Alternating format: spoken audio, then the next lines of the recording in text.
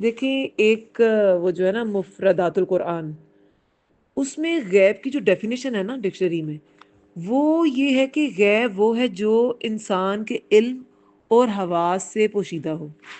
تو اب جو ہمارے ایمان کے ارکان ہیں نا، اس میں کچھ چیزیں غیب سے ریلیٹڈ ہیں اور کچھ جو ہیں وہ ہمارے سامنے ہیں۔ اب جیسے فرشتے اور اللہ تعالیٰ کسی نے نہیں دیکھا، غیب سے ریلیٹڈ ہے۔ آخرت غیب سے ریلیٹڈ ہے۔ تقدیر ہم ایکسپیرینس کرتے ہیں، انبیاء جو ہیں وہ انسانوں تک آئے ہیں، اور جو کتابیں ہیں وہ بھی انسانوں کے پاس ہیں۔ آدھا غیب ہے اور آدھا ہمارے سامنے ہے۔ تو غیب کو سمجھنا بہت ضروری ہے۔ اگر ہم اس کو سمجھ جائیں گے تو نہ ہم انبیاء کو عالم الغیب سمجھیں گے، نہ ہم کسی انسان، کسی یہ جو ہاروسکوپ بہت لوگ پڑھتے ہیں، یا یہ جو ستاروں سے اور پتہ نہیں سٹار سے کیا کیا علم اب نکالتے ہیں، تو ہم کسی کے پاس نہیں جائیں گے۔ عالم الغیب وہی ہے جس کے پاس اس سب کا علم ہے، ان سب چیزوں کا، جو نظر آتا ہے اس کا بھی اور جو نہیں نظر آتا وہ بھی۔ غیب کی اقسام ہوتی ہیں، ایک ماضی کا غیب ہوتا ہے، ایک حال کا غیب ہوتا ہے، ایک مستقبل کا غیب ہوتا ہے۔ اور پھر نفس کے اندر کیا چل رہا ہے، سامنے ظاہر تو جو ہماری باڈی میں ہو رہا ہے وہ تو نظر آتا ہے، لیکن جو ہمارے اندر چل رہا ہے، نفس کے اندر کے خیالات، یا لوگوں کے کیا حالات ہیں، ان کے گھروں میں کیا چل رہا ہے، یا ان کے ذہنوں میں کیا چل رہا ہے، یہ سب غیب۔ ہر وہ چیز زبان و مکان، زمان و مکان، ہر لحاظ سے جو انسان کو نظر نہیں آ رہی نا، جو انسانوں سے چھپی ہوئی ہے، وہ غیب ہے۔ ماضی کے غیب، اب ان سب کے بارے میں اللہ تعالیٰ جانتے ہیں اور کوئی نہیں جانتا۔ کیسے؟ کیونکہ قرآن ہمیں بتاتا ہے ماضی کے غیب بھی، حال کے غیب بھی، اور مستقبل کے غیب بھی۔ ماضی کے غیب کیا بتاتا ہے قرآن؟ یہ جو سارے قصے ہم نے اتنا، یہ سورہ شعراء میں، سورہ قصص میں، سورہ ہود میں، یہ جو انبیاء کے قصے ہیں، رسول اللہ نے خود تو ایکسپیرینس نہیں کیا تھا، یہ اللہ تعالیٰ نے ماضی کے غیب سے بتایا۔ سورہ یوسف جو ہے، اس میں جب یوسف علیہ السلام کا قصہ سنایا گیا تو اللہ تعالیٰ نے کیا فرمایا تھا؟ یہ غیب کی خبروں میں سے ہے جو ہم آپ کی طرف وحی کرتے ہیں۔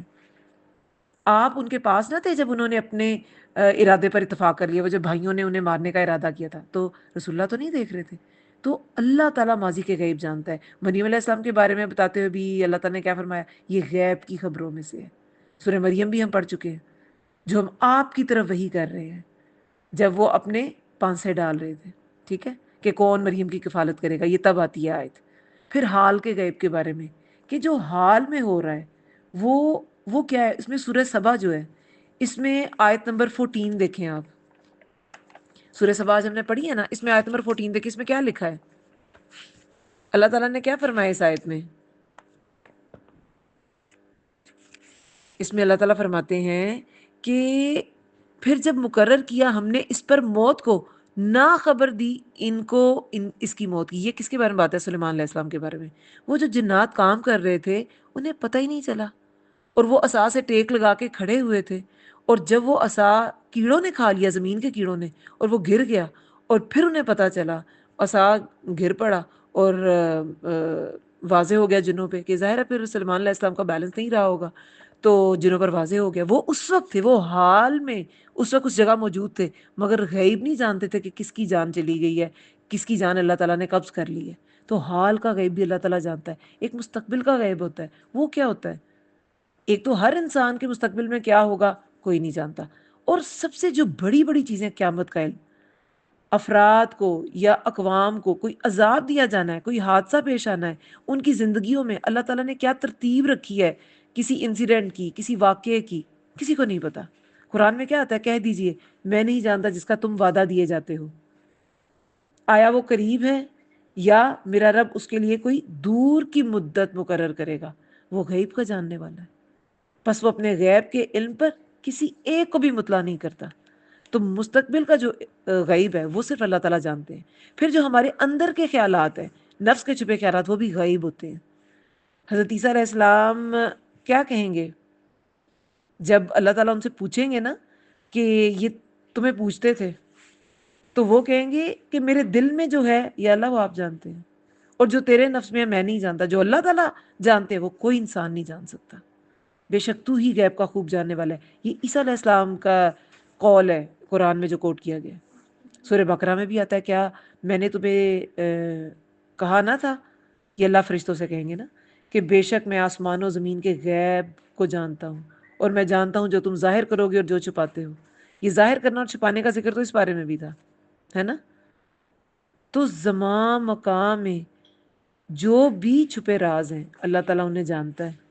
ٹھیک ہے، جو کچھ خشکی میں ہے، کتنی مثالیں آتی ہیں کہ خشکی میں ہے، جو سمندر میں اللہ نے مسخر کیا ہے، لیکن اللہ تعالیٰ اس کے غیب نہیں انسان کو بتاتا. ہاں ڈسکور کرو، ڈسکور کرو، تمہارے سامنے کھلا آسمان ہے، کھلے سمندر ہے، کھلی زمین ہے، ڈسکور کرو. کوئی پتا نہیں گرتا مگر اس کو وہ جانتا ہے، اور نہ کوئی دانہ زمین کے اندھیروں میں، اور نہ کوئی تر چیز، نہ خشک، اور یہ سب واضح کتاب میں قرآن میں آتا ہے. ٹھیک ہے. پھر حالات کے بارے میں جاننے کا علم کہ حالات کیسے تھے، حالت کیفیت کیسی تھی اصحاب کہف. سورہ کہف ہم نے پڑھ لی. اللہ ہی کو مدت معلوم تھی وہ کتنی دیر غار میں ٹھہرے، وہ کتنے لوگ تھے. کوئی کہے گا چھٹا ان کا کتا تھا، کوئی کہتا ہے پانچواں ان کا. سب اللہ کو پتا ہے. آسمان و زمین کے غیب اسی کے لیے اس سورہ میں بھی آیت آئی تھی. یعنی اللہ تعالیٰ ہی ظاہر باطن ہر چیز کا مالک ہے. ٹھیک ہے. پھر قرآن میں کیا آتا ہے کہ کہہ دیجئے میں رسولوں میں سے کوئی انوکھا رسول نہیں ہوں. میں یہ جانتا ہوں کہ میرے ساتھ، نہ میں یہ جانتا ہوں کہ میرے ساتھ کیا کیا جائے گا اور تمہارے ساتھ کیا کیا جائے گا. میں تو بس اس کی پیروی کرتا ہوں جو میری طرف وحی کیا جاتا ہے، اور میں ڈرانے والا. تو کیا سمجھ میں آئی؟ کل بھی ہم نے مفاتیح الغیب پڑھی تھی. غیب کے خزانے کی کنجیاں، بخاری کی حدیث بھی ہے نا کہ غیب کے خزانے کی کنجیاں 5 ہیں، اللہ کے سوا کوئی نہیں جانتا. ایک، کل کیا ہوگا. ہمارے ساتھ کل کیا ہوگا، کوئی ہمیں سے بیمار ہو جائے گا یا تندرست رہے گا، یہ کلاس کو اٹینڈ کرے گا نہیں کرے گا، کسی کو نہیں پتا. کل کیا ہوگا، زندگی بھی ہوگی کہ نہیں، کچھ نہیں پتا. کل کیا ہوگا، رحم میں کیا ہے، رحم میں کیا کمی بیشی ہوتی ہے. یعنی کہ ماں کے اندر یوٹرس میں، اب وہ الٹرا ساؤنڈ سے پتہ جینڈر تو پتہ چلا لیتے ہیں، لیکن وہ نیک ہے یا شقی ہے یہ تو نہیں پتہ چلتا نا. اور کیا کمی بیشی ہوتی ہے، کون سا آرگن پورا بلٹ ہوتا ہے، کون سا نہیں ہوگا، بچہ ایسے ہی ڈلیور، کچھ نہیں پتا. بہت سے ایسے راز ہیں رحم کے جو انسانوں کو نہیں پتہ چل سکتے، ابھی تک نہیں پتہ چلے. پھر تیسرا، بارش کب ہوگی. چوتھا، موت کب واقع ہوگی. پانچواں، قیامت کب آئے گی. یہ مفاتیح الغیب ہیں، غیب کی کنجیاں ہیں. تو یہ سب کچھ جانتے ہوئے کیا ہمیں کسی سے غیب معلوم کرنا چاہیے کہ ہم کسی سے، ہم میگزینز میں ہاروسکوپ دیکھیں، یا ہم یہ جو ستاروں کا علم یا کارڈز نکال کے اس سے بتاتے ہیں کہ آپ کے ساتھ یہ ہو سکتا ہے، اس کے چانسز زیادہ، اس کے.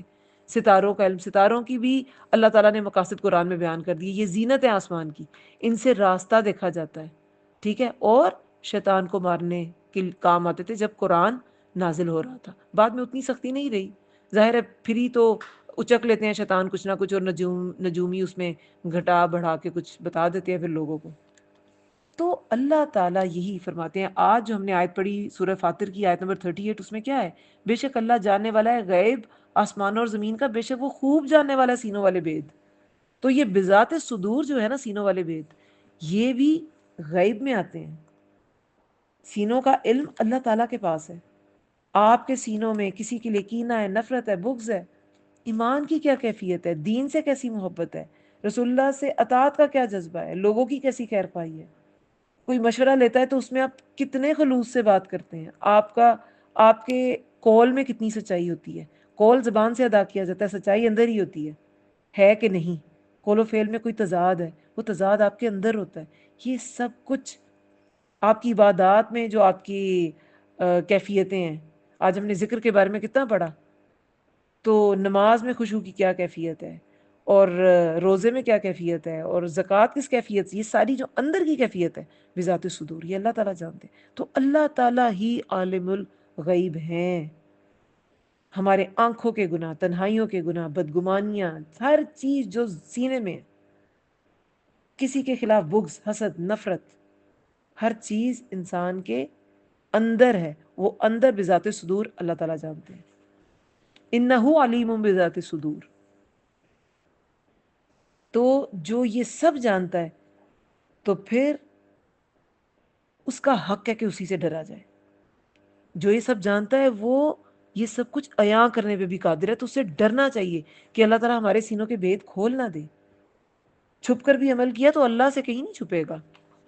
تو یہ عالم الغیب کا نا انسان کو پتہ ہونا چاہیے کہ یہ عالم الغیب صرف اللہ کی ہستی ہے، اور وہ کتنا اسٹرانگ کانسیپٹ ہے یہ علم الغیب کا. اور رسول اللہ کو اکثر لوگ اس طرح کوٹ کر دیتے ہیں ان کی اپنی طرف سے شان بتانے کے لیے.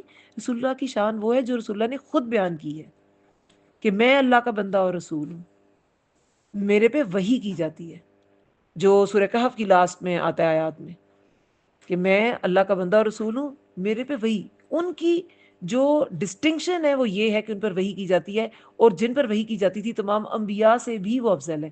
حضرت عائشہ رضی اللہ عنہا نے فرمایا ہے کہ جس نے 3 باتیں سوچیں یا اس کا کانسیپٹ رکھا تو اس نے اللہ پر بہتان باندھا، اللہ پہ جھوٹ باندھا. ایک یہ کہ رسول اللہ عالم الغیب ہے، یعنی کہ وہ جانتے ہیں غیب کا علم.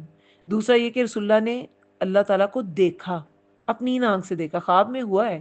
وہ خواب کی ہمیں ایک دو ایسی روایات ملتی ہیں احادیث میں، اوتھینٹک احادیث میں، لیکن ان آنکھوں سے نہیں. معراج پہ بھی پردے میں ملاقات ہوئی تھی. ٹھیک ہے، تو جس نے یہ گمان کیا کہ رسول اللہ نے اللہ کو دیکھا. اور تیسرا کیا ہے کہ رسول اللہ تک جو پہنچا، یعنی کہ جو بھی ان پہ نازل ہوتا تھا وہی، اس میں سے رسول اللہ نے کچھ چھپا لیا. اور یہ بہت اسٹرانگ، بہت اوتھینٹک حدیث ہے، مسروق تابعی سے ہے. اور وہ تابعی بھی بہت تابعیوں کی بھی ٹائپس ہیں نا، تو وہ بڑے بڑے جلیل القدر قسم کے تابعی تھے. اور حضرت عائشہ سے حدیث ہے. تو کیا باقی رہ جاتا ہے؟ یہ عالم الغیب کا جو کانسیپٹ ہے نا، اس کو اسٹرانگ کر لیں اپنا. یہ ہمارے بیسک عقائد میں سے ایک ہے. ٹھیک ہے، جزاکم اللہ خیر.